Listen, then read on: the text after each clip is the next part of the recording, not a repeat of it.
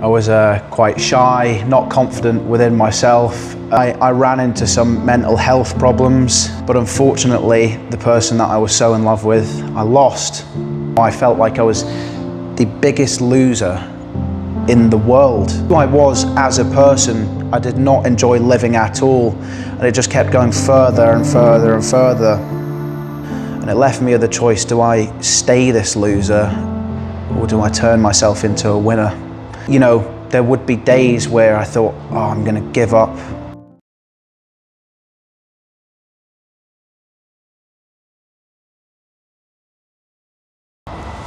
Hello and welcome to Ultimate Fitness Global. So this video is going to be a little bit different today. You're going to get to know both myself, the owner of Ultimate Fitness Global, and the co-owner, Angus Gray.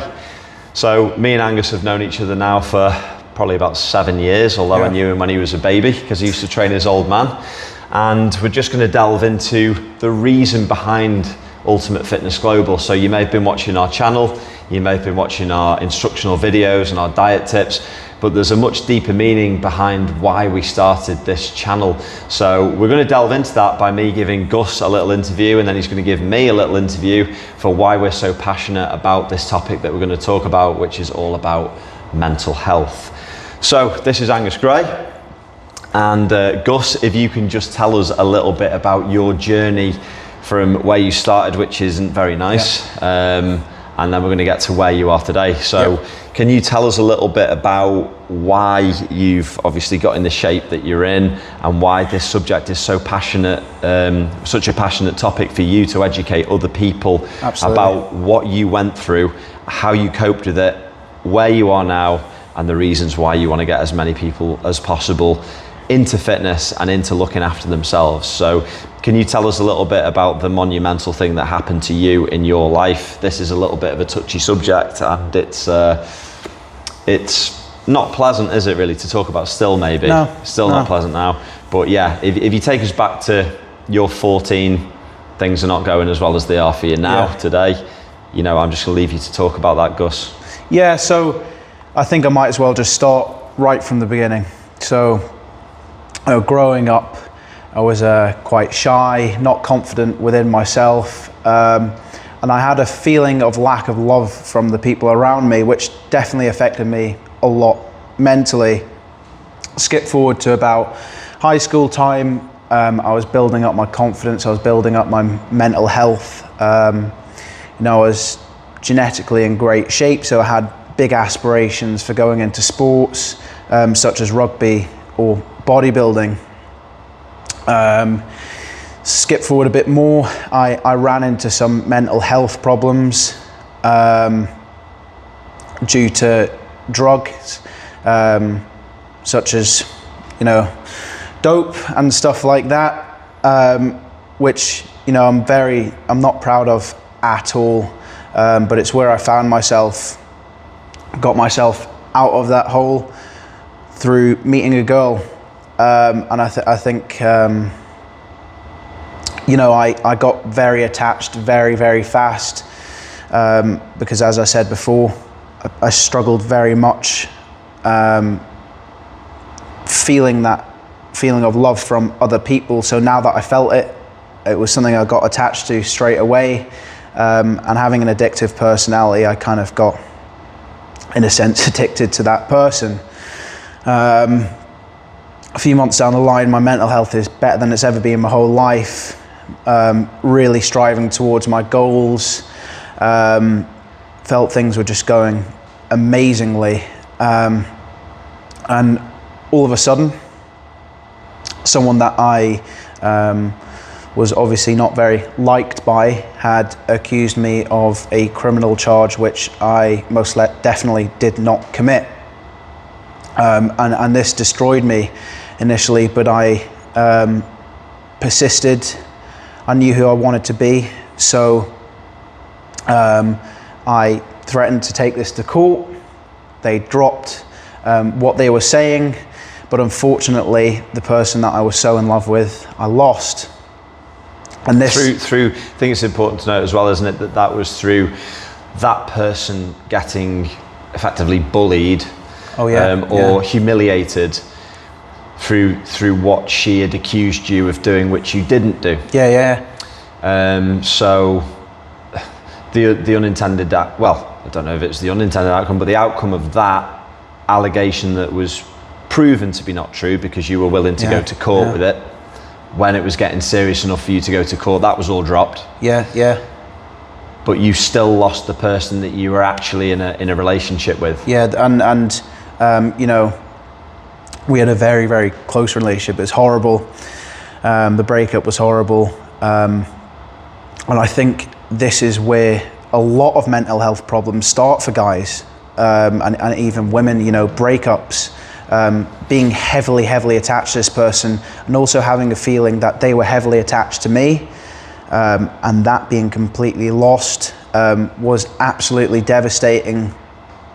And I lost the one emotion which I think is even more powerful than love, and that's hope. I had no hope. So I ended up again going down a downward spiral into drugs, hating myself. You know, I got obsessed with the way I looked.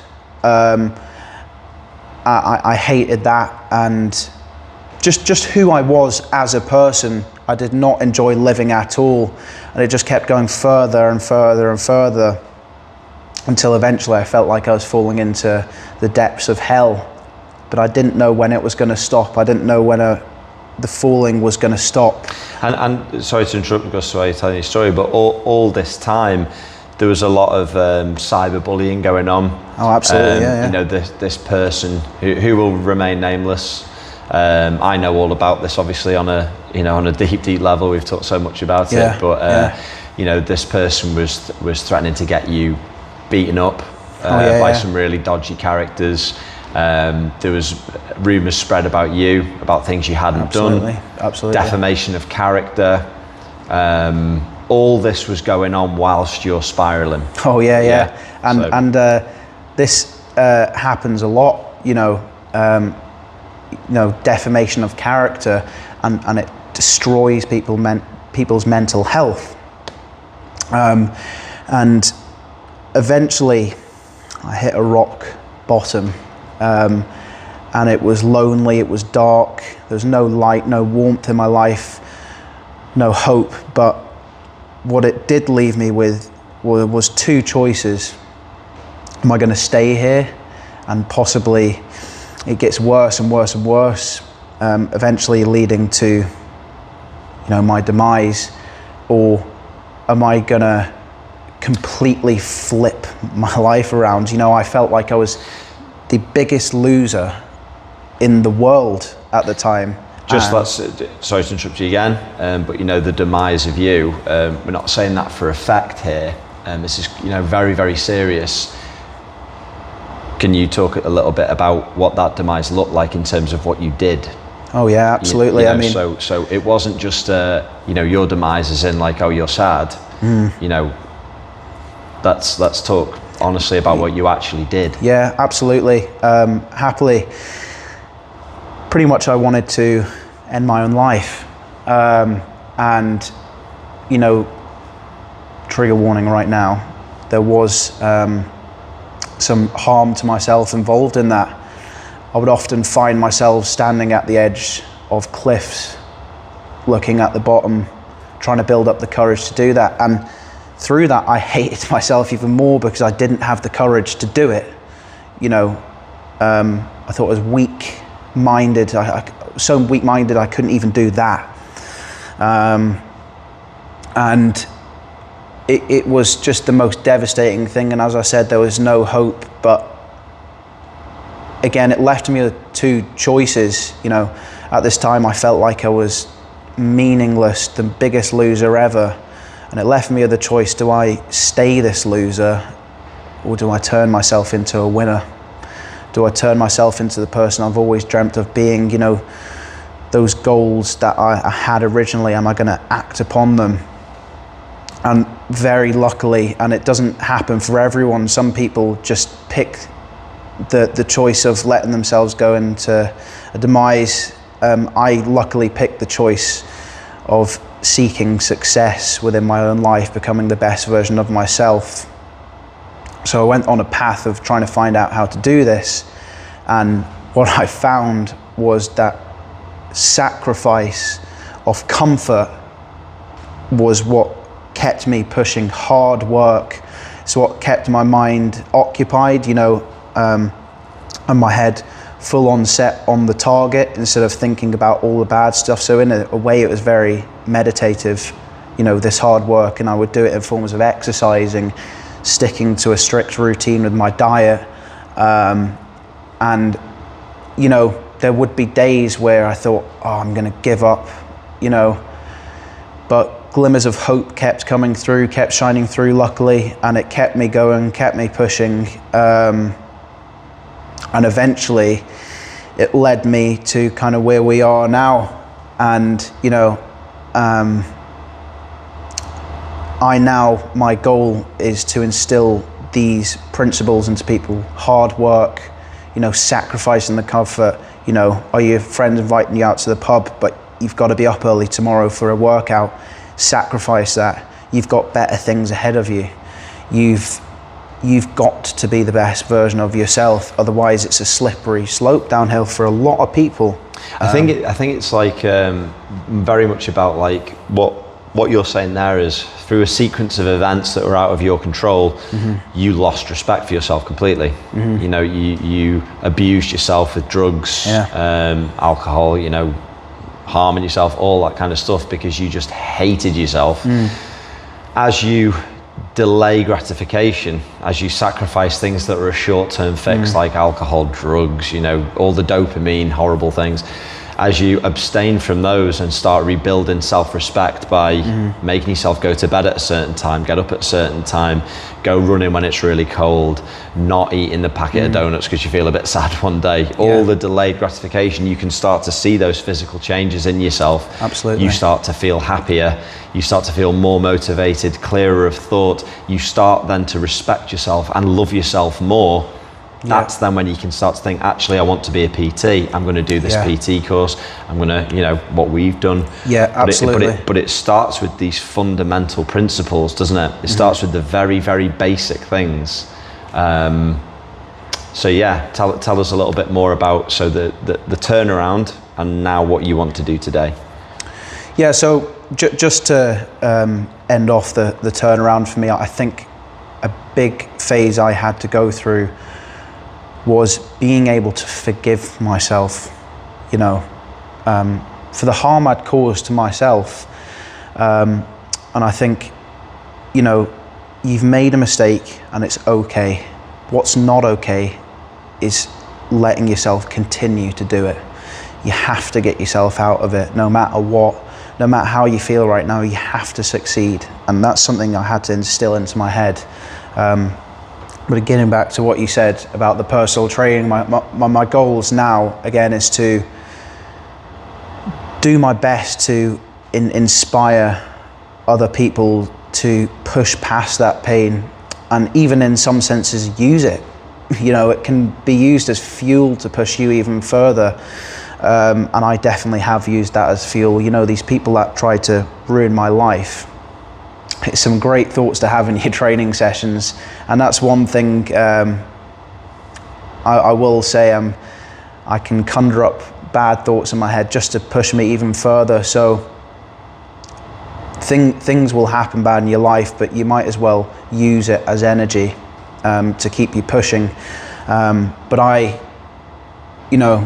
going through my phase of rising up to success to where I am now, and again, I'm still nowhere where I want to be, but it's so much better than where I was. I would look at people, Mike knows, like a man called David Goggins, and he talks often about pushing through this pain, and it inspired me so much, and it got me to a point where I kind of wanted to replicate that. And what me and Mike are doing now is we want to come on here and inspire you guys to push past the pain that you're feeling, use it to your advantage, and become the person that you've always wanted to be. It's worth saying at that point though, that it definitely doesn't happen overnight. Oh no, no. And it can, these trials and tribulations can happen at any point in your life. The reason why this is so important to me and Gus is because we've fairly recently experienced it. Oh yeah. But we have an anonymous guy who films us, who's behind that camera, who isn't involved in our videos. He's been through his own struggles. Most of my clients that I've spoken to, eventually when they open up to me, they've been through their own struggles. Normally there's a reason behind why people want to do something in their lives massive. There's normally a reason much bigger than you want to get ripped and go Ibiza and sleep with some girls, which is, pretty trivial. But like people who really, really want to change, they've normally had some pain, normally some extreme pain. Yeah. So, do you want to say anything more, Gus, about yourself there, or I'm happy to talk about mine. I think enough is said about me, but the reason I really wanted to highlight everything, and I'm being very honest with you guys, is because I know the struggle. I've been in the deep ends of it. I know what it's like to feel pain, and I've seen it. Yeah, we've been friends for a very, very long absolutely. time. I started training your dad 15 years ago when you were 4. Yeah. When your dad was going through, some stuff. He had a very high pressure job. Yeah. It was probably difficult when you were a baby. You know what I mean? It's always difficult when kids are young. So Ian had that on top of being really, really stressed out in work, in a terrible working environment at the time. And to kind of start Mike's story, I actually met you through my dad. Yeah. It was on my journey to where I am now that I found Mike in quite a dark place himself. Why don't you talk a bit about that? Well, there's been 2 dark places in my life, which have both yielded fantastic things, actually. So again, you saying, using that, these struggles that come in your life, they're inevitably going to come. Your parents are going to die. You'll probably have a relationship that goes the wrong way. You might have several, like me, that go the wrong way. You've had a few, Gus, already, and you're only 19. The camera guy, he's had some. But these things are going to happen, and depending on how you deal with it, great things can happen. So I built this gym facility, and Ultimate Fitness Cheshire went from here to here on the back of my ended first really serious relationship. So my ex-wife, she used to be my business partner. She was a great business partner. I met her actually at the hotel where your dad was working. It's all your dad's fault. All this, it's your dad's fault. But I met her, fell deeply, deeply in love with her. She then became my business partner. She was a fantastic business partner and a fantastic wife for a very, very long time. Eventually, things started to deteriorate, and that was probably my fault in that instance. I felt guilty for a very long time about that relationship and very, very sorry to her. I eventually managed to see her and apologise to her, which was very cathartic. If you don't mind me interjecting there, Mike's talking about the guilt that he felt, and that's something that keeps us down, that guilt. And it's a process of learning to forgive yourself. We're all humans, we all make mistakes. No matter how bad you see that mistake as being, you have to learn to forgive yourself and understand that there is an option of self-improvement and self-betterment. Definitely. It normally takes several months of utter chaos to get there, though, doesn't it? So if you're watching this video and you're going through chaos, you're drinking heavily, you're on drugs, you're, I've been so depressed before. You just can't get out of bed. I mean, it's mad. It's madness. Sorry to keep bringing you into it, Johnny, but the camera guy there, antidepressants, serious anxiety attacks, and we're not your typical nerd. You know what I mean? We're like pretty athletic people, always been into sport, always been genetically, I suppose, quite blessed, really, in a way. You know what I mean? Like, thank you, thank you, God, for making us, you know, that way. You know, we don't really have anything to complain about, but you can spiral into these situations just through some bad choices that you make. You make one bad choice, and it can completely envelop your life. Yeah. So getting back to my my divorce, I was super depressed for about a year, I think.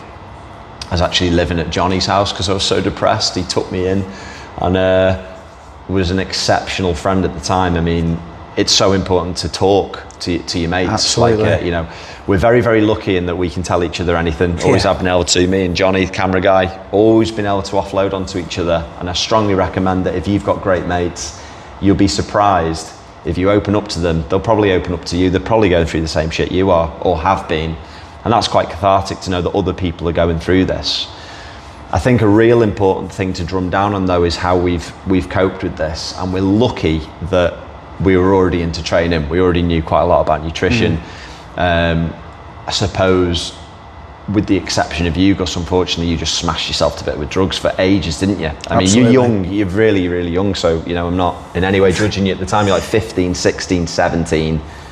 We all used to get pretty smashed, I imagine, at that age. You did, Johnny, didn't you? Yeah. Incredibly so. But it happened at a bad time for you. In terms of me, and maybe a lot of people who are eventually going to watch this channel, eventually going to watch this video, sort of midlife is when it really goes wrong. You've got it to come, Gus. I hope you remember these principles, because it normally happens around midlife, like 30, 40, something major will happen. Yeah. If you know these principles that we're going to talk about later in this video, at least you've got that to rely on. So one of the biggest things, Gus, like that probably depressed you so badly and depressed me so badly is a lack of control. Oh yeah, absolutely. You're just out of control. I think it's a lack of knowledge of the problem, being kind of, you know, you're kind of humbled by it, like this pain that you're feeling. You've never experienced it before. How do I deal with it?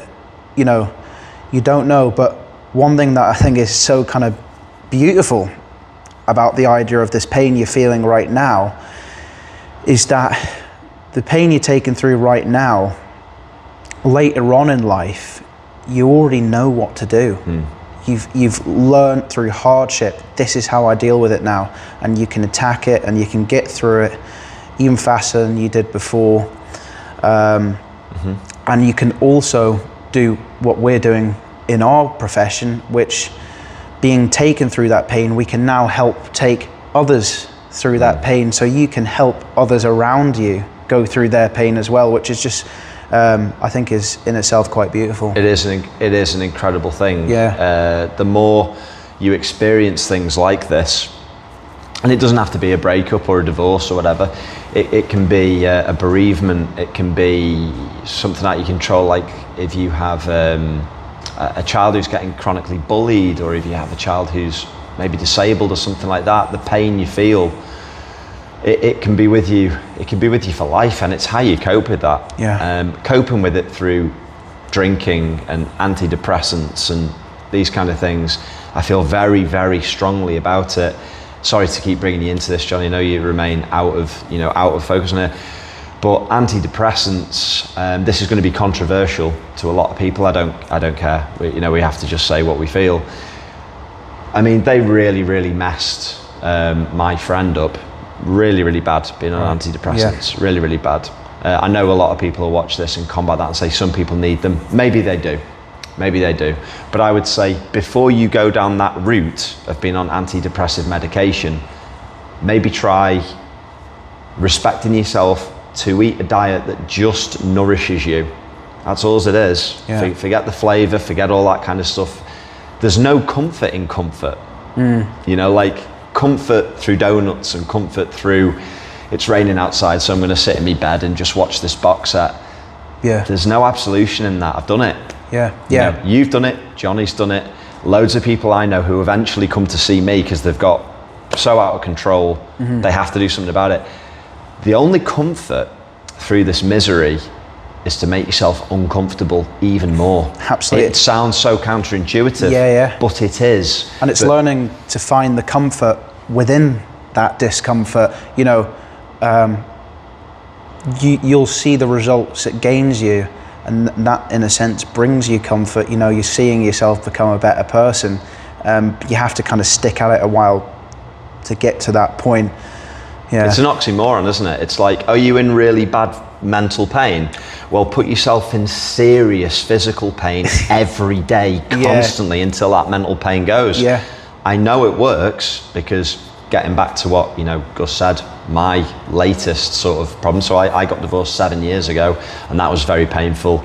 I coped with it through just throwing myself into work and training myself nearly to death, basically, because it's all as new. Yeah. You know, we both play music, which we're very fortunate to be able to do. That helped too, but the main thing was training and working. Right? Yeah, absolutely. This time round, so like a year and a half ago, I came out of a horrendously toxic relationship, which was nothing like my divorce, which was for the most part peaceful and very loving.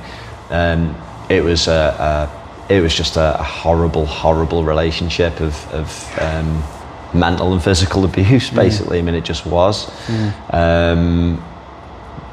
Yeah, I mean, it sent me into a much shorter term depression than, say, my divorce, but a much more intense one for the time I was in it. Because similar to what you said, Gus, I just can't believe I allowed myself to be abused like that. Yeah. So it's like, you can't forgive yourself for letting yourself down. Yeah. Like, you know, when you hurt yourself with drugs and all that kind of stuff, I hurt myself mentally by just allowing myself to be disrespected, devalued, lied to, you know, all these things. Yeah. And for probably you were there through the most part of it, really coaching me mentally through it. Yeah. You know, like a 19-year-old lad coaching me through it, but it's just amazing, like the empathy you get through going through it yourself. You just want to help others. But I coped with it with exactly what I knew, which was training. I then started talking to you about it, because you wanted your career in this, and we were talking about that at the time. But it was that however much pain you're in mentally, double it physically with exercise and stoicism with your diet. Yeah. With running when it's cold, doing an extra half an hour when you're knackered in the gym. Yeah. And just, I mean, I got myself in the best shape I've ever been in, at the oldest I've ever been. You know, like at 38, I'm in far better shape than when I was 20, because I turned that pain into something positive. Again, working on the business, growing it as much as possible, and paying myself back from what I'd taken from myself. And it's very, very painful. I mean, I want to make this very, very clear. It's not an enjoyable process, is it really? No. Most of the time, it becomes that eventually. Oh yeah, it comes. You really do get addicted to the results you see, and you eventually, whether you believe it or not, anyone watching who's going through some struggles right now, you actually become very thankful that you went through that pain.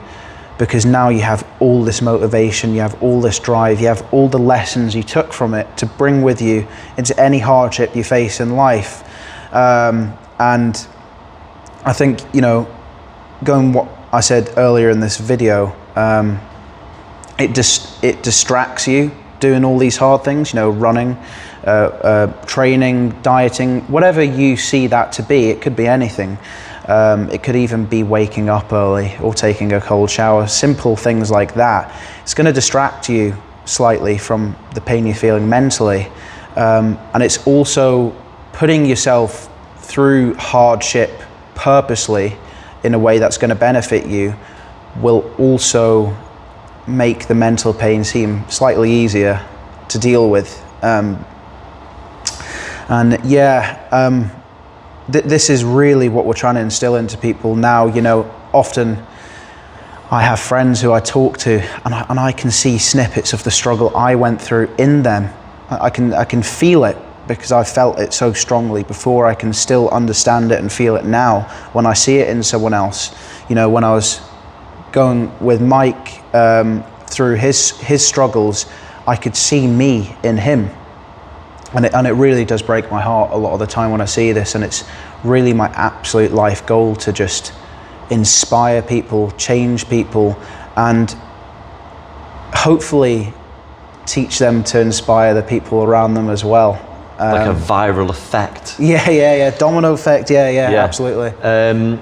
Just getting back to, coping with mental pain by administering physical pain. That isn't self-harming, by the way. Not at all. We're talking about strengthening yourself, getting yourself as fit as possible in a very scientific way. We're not talking about overtraining, so you get overtraining metabolic syndrome or something like that when you can't get out of bed. It's all this is based by science, and what we want to teach you is based by science. So you're going to have rest days, you're going to have a phase where you're stale and you need like a week off to completely deloading phases, all these different things we'd cover if we were coaching you.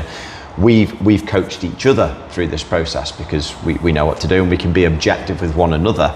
Like I can say to Gus, in terms of your enjoyment of training, have a few days where you do what you want rather than be so obsessively disciplined. I can say this to Gus objectively. He can say things to me objectively, like, hey Mike, you got skinny calves, do calves twice a week, something like that. But we're objective with one another, and we would be objective with you. It's not just about training all day every day. We're not saying that. Just want to say that. But what I do want to say is the mental struggles that you're going through, depending on how you cope with them, will eventually get less and less and less. So like today for me, it's virtually non-existent. You come through it, but it's who you're going to be once you have come through it. So if you come through it by going out and partying with your mates and getting smashed and doing all these sort of deviant things, unless you do it too much, probably eventually you will come through that mental misery of the subject that you're facing today.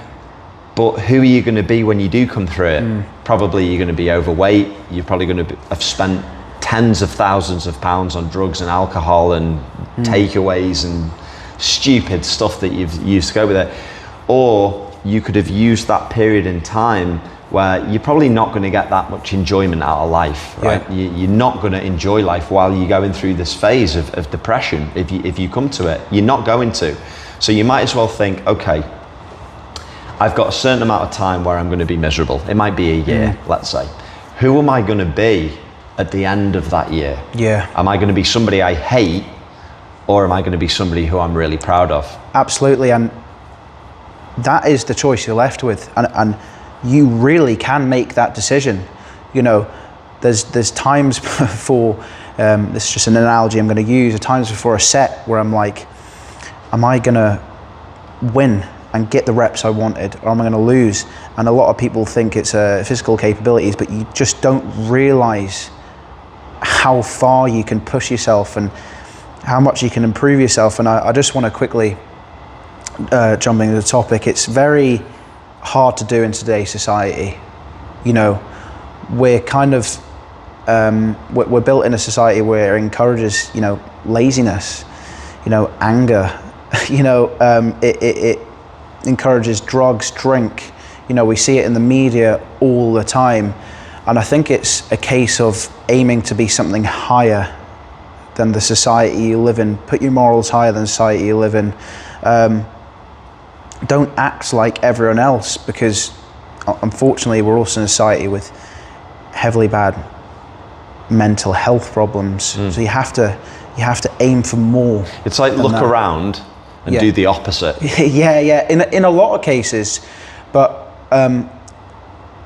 that also brings me to another point where you need to hang around with the people that you want to be like. If you're hanging out with